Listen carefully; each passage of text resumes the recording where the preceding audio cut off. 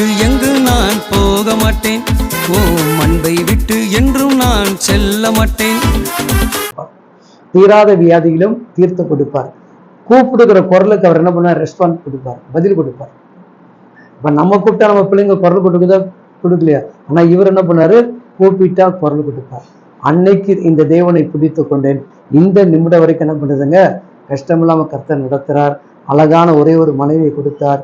3 பெண் பிள்ளைகள், 2 பெண் பிள்ளைகளுக்கு கல்யாணம் ஆகி பேத்திகள் இருக்குது. அப்போ இத்தனை ஆண்டு கர்த்தர் என்ன பண்ணாருங்க? போஷிக்கிறார். அப்ப அன்னைக்கு கைவிடப்பட்ட இன்னைக்கு எல்லா உறவும் எங்க கூட தான் இருக்குது. இந்த உறவை தாண்டி பெரிய பெரிய உறவுகளுக்கெல்லாம் இன்னைக்கு என்ன பண்றாங்க? அங்கங்கெல்லாம் போய் ஜெபிக்கும்படியாக கர்த்தர் ஏற்படுத்தியிருக்கார். இது இவரால் மட்டும்தான் செய்ய முடியும், வேற யாராலையும் செய்ய முடியாது. இந்த பைபிளை நீங்கள் நேசிக்க ஆரம்பிச்சீங்கன்னா, நீங்க பைபிளை படிக்க ஆரம்பிச்சீங்கன்னு வச்சீங்கன்னா, உங்க வாழ்க்கை என்னவென்று கர்த்தர் அடையாளம் காமிச்சிருவார். உன் குணம் அதாவது சொல்லுவாங்க, சுயரூபம் தெரியும்னு சொல்லுவாங்க இல்லையா? இதை படிச்சீங்கன்னா நம்ம சுயரூபம் நமக்கு தெரிஞ்சிடும். நம்முடைய குணம் என்ன, நம்மகிட்ட ஏற்கனவே கோபம் இருக்குதா, அன்பு இருக்குதா, இல்லை இறக்கம் இருக்குதா, இல்லை யாரை பார்த்தாலும் எரிச்சல் அடைவோமா, இல்லை யாரை பார்த்தாலும் சண்டை போடும். இந்த பைபிளை படிக்கும்போது என்ன பண்றோம்? உங்களுக்கு ஆண்டவர் என்ன பண்ணாரு? உன் குணத்தை சுத்தி காட்டக்கூடிய ஒரு பரிசுத்தமான வேதாங்க. இவருடைய பெயரே அதுதான். எல்லாருக்கும் நிறைய புக்குடைய கதை பேர் வைப்பாங்கன்னா, இந்த பைபிளுக்கு பரிசுத்தமான வேதாங்கன்னு சொல்லப்படுது. அப்படின்னா இதை படிக்கும் பொழுது பாவியா இருக்கிற மனுஷன் கூட என்ன பண்றாங்க? பரிசுத்தமாக்கப்படுகிறான். அந்த வார்த்தை இதயத்துல குத்தும். இந்த வசனம் என்ன பண்ணுங்க?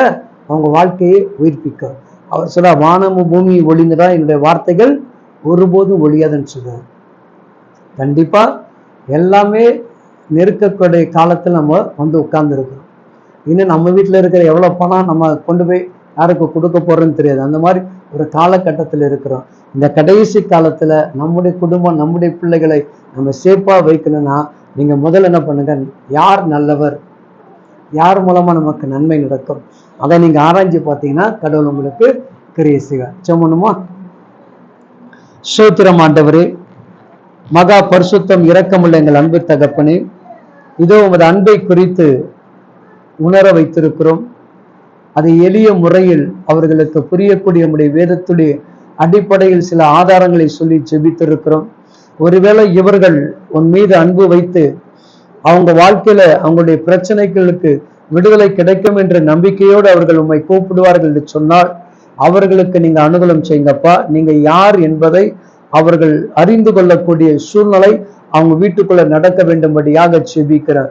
அது அற்புதத்தின் மூலமாக அவங்க இதுவரைக்கும் எதுவுமே நடக்காமல் இருந்த காரியங்கள் நீங்கள் நடத்தி கொடுக்கிறது மூலமாக உங்களுடைய அன்பை அழகாக அவர்கள் புரிந்து கொள்வதற்கு என் தகப்பனீர் உதவி செய்யும்படியாக ஜெபிக்கிறேன்.